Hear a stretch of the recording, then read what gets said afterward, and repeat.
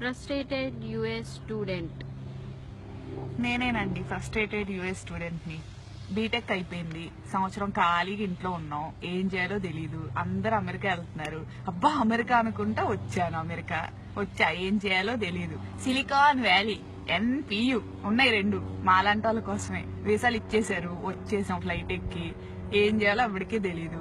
ఇక్కడికి వచ్చేసరికి అందరు పొద్దున్నే పాష్గా బ్యాగులు వేసుకోవడం, హుడ్డీలు వేసుకోవడం, షూలు వేసుకోవడం, ఎక్కడికో వెళ్తున్నారు, అబ్బో అందరు కష్టపడిపోతున్నారు అనుకున్నా. తీరా చూస్తే ఎక్కడికి వాళ్ళు వెళ్ళేది పాకి పనులకి. ఇల్లు కడగటం, పిల్లలకి స్నానాలు చేయించడం, అన్నాలు పెట్టడం, ఇవే వాళ్ళు చేసే పనులు. వచ్చేస్తారు మళ్ళీ పాష్గా అదే బ్యాగులు. బస్సులో వస్తారు, కొంతమంది కార్లలో వస్తారు, నెలకి 2,000 సంపాదిస్తారు. అయిపోయింది, వస్తారు, ఇంటికి వస్తారు, వండుకుంటారు, తింటారు, పడుకుంటారు. ఇక్కడ ఇల్లు చెప్పలేనంత కాస్ట్లీ, ఒక్కొక్కటి 3,000 రెంట్. కట్టుకోలేరు, ఏం చేస్తారు, గొర్రెల్లాగా ఒక్కొక్కరు ఒక్కొక్క రూముల్లో 7, ఇల్లు మొత్తం 15 మంది ఉంటారు. సో 300 కట్టుకుంటారు. అంతమంది ఉంటే ఇల్లు క్లీన్ గా ఉంటదా? ఉండదు. బగ్గులు అంటాయి, అయ్యో కొత్త రకమైన పురుగులు ఇక్కడ వస్తాయి, బగ్గులు వస్తాయి.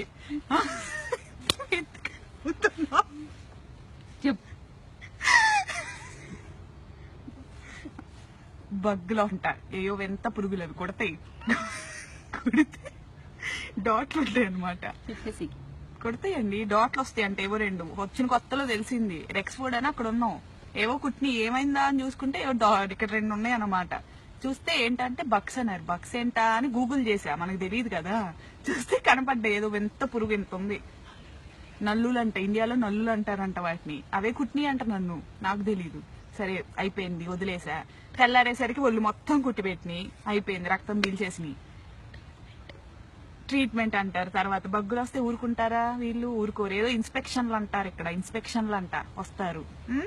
వాళ్ళ ఇన్స్పెక్షన్ అంటే ఎంతమంది ఉండాలి ఇంట్లో? లీజ్ సైన్ చేసిన వాళ్ళు ఉండాలి. అంటే ఎవరు? ఇంటి ఓనర్లు. ఉండేది 15 మంది.